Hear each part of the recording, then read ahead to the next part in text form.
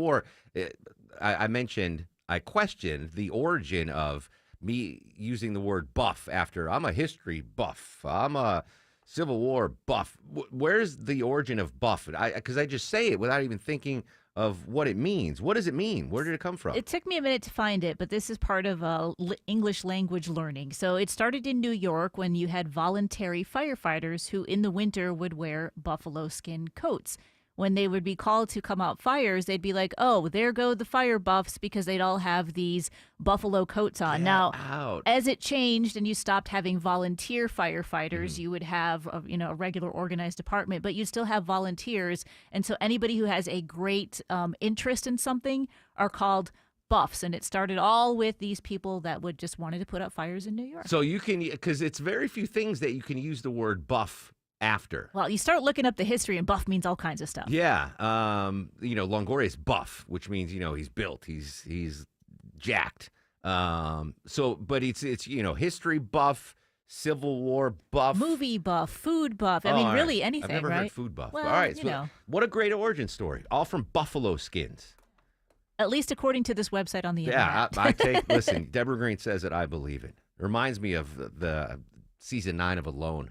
Goodness gracious. That show is so addicting, man. I can't stop watching it. And it just shows how fragile human life is. Our ancestors, I don't even know how we're still on this planet. Because we take food for granted. You haven't built a shelter in your backyard yet? Not yet. It's getting there. Maya's like, you've got to stop watching this show. It's warping your brain. But you think about 100,000 years ago, before agriculture and raising domestic animals you wake up in the morning, you're like, how am I going to eat today? And now it's like, well, I woke up this morning, I'm like, oh, I'm going to Dunkin' Donuts to get donuts, and I'll get a bagel. But our ancestors, it's amazing we have survived to go, what can I eat? What can I eat? Anyway, God, I love that show so much. Alone, season. Oh, and the new episode came out yesterday for season 11. I haven't even watched that yet. All right, Nathan Wade. Let's get back to business, Aaron. We all knew who Nathan Wade is, right? Made headlines with his relationship with Fani Willis. He was hired as a special prosecutor in the RICO case against former President Trump and the others. And it really sidetracked the case. A very important case. Whether you believe it's a railroad job or a legitimate prosecution, it's a very important case. And I've been behind this microphone, and I've taken Fani Willis to task for a number of things. Not even to mention the relationship she had with Nathan Wade, but the fact that this is the most important case of her lawyerly career and legal career, and probably will be. Can't imagine a more important case will ever cross her desk as district attorney or if she goes into private practice. And I took her to task for not going into a bunker mentality. In a serious situation like this, we should not see Fani Willis. We should not hear from Fani Willis. She should be like Jack Smith. When's the last time you saw Jack Smith or heard? You don't hear from the guy. He understands the importance of the case he's in. He's got that bunker mentality. Now, in your job, whatever, if you're an accountant, like little Sanjay, tax season, it's a bunker mentality. You don't hear from that dude. He's like, it's tax season. I'm turning my phone off. I'm not talking to anybody. I'm not doing anything. I'm focused solely on this task. And I criticized Fani Willis for not doing that. She's given speeches at churches. She's saying some things that could be deemed inappropriate, witness or jury tampering, jury influence. There was a lack of bunker mentality. So Nathan Wade, he because of the relationship, and I'm not going to judge the relationship or what happened, who paid for what, but he's off the case now. He's done. And for whatever reason, maybe he's like, well, I'm in the public ether right now. I got to strike while the iron's hot. The dude's talking to everybody. He's giving interviews. He probably has a publicist. He's probably hired a publicist and has arranged all these interviews. Now, he's done interviews with legitimate news organizations. Again, I don't know why, just to keep his name out there, to raise his profile. I guess now he needs more clients. He agreed to do an interview with Comedy Central. That alone, he shouldn't have done, right? He's coming off a very serious case, and he did an interview with Comedy Central. And it wasn't just a straight-up interview with Jon Stewart or this. He was being interviewed by a character, like a comedian, an actor playing a character in this interview. It blew my mind.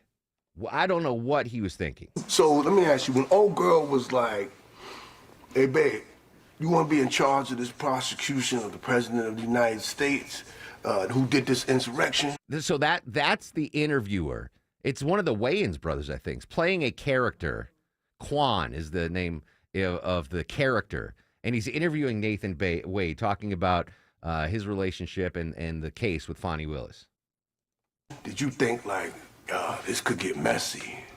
Or you was like, nah, I'll be all right? We did not have that type of relationship Right. at the outset, and we were interviewing other people for the position. What position was it? It was the position of Which special position? prosecutor. Did that position look like this? Like, at this point, Or did that position look like this? he's trying to answer So the no. question seriously. But at that point, even if he didn't know, like, oh, you're going to be interviewed by basically Borat, a character. At that point, how do you continue with the interview? I mean, all right, this is a joke. This isn't real. I'm out of here. But the interview continued. Unbelievable. What was your first thought when you had the affair with Fonnie come public between you and her? I don't label it an affair. Wifey or? D.A. Willis is a respectable mother, a brilliant legal mind. Right. We spent countless hours preparing this case, investigating this. I see how it happened, countless hours, and I need a foot rub, and you know what I mean? She rub your foot, and you like, here, let me give you a massage, and all of a sudden, pump, pump, we up on this desk. Man. No. Now, he's off the case, right? He has no connection to the case. But he's still will forever be tied to this case. This important case, whether you think it's a legitimate prosecution or political whatever. This sullies whatever credibility that why would you do that? Why stay in the as soon as you know this is a bit, this is a comedy bit, why are you still there? Do you need the attention that much? Is it to get more clients? If you're a prospective client and you see this interview, you're going to go, oh, I got to hire that Nathan Wade guy. I don't understand it. I don't understand it. That being said, Mr. Wade, come on in. I'm a legal buff. I'm a buff of the legal system, and I'll wear a buffalo hide. I don't know what he's doing. I don't know what he's doing. Social media is at Mark Arum, MarkArum.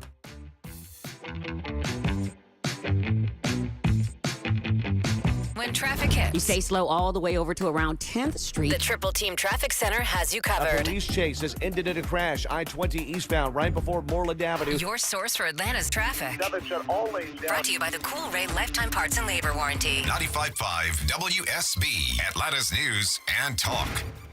Hi, it's Blake Cooper from Cooper Piano. I lost my lease on the warehouse, and I've got to liquidate everything this month. Steinway Yamaha Baldwin, it's all here at the very lowest price. We're on the I-85 Access Road South between Claremont and North Druid Hills. Details online at cooperpiano.com. Dave Baker here from my deck experts at Ben Hill Renovations. Still dragging your heels on that new deck? I get it. You want to make sure you find the right builder. You want Ben Hill Renovations. From their superior craftsmanship to their workmanship warranty, they are your one-stop shop when it comes to upgrading your outdoor living space. Visit their showroom or see them on the web at bhrenovations.com and schedule a free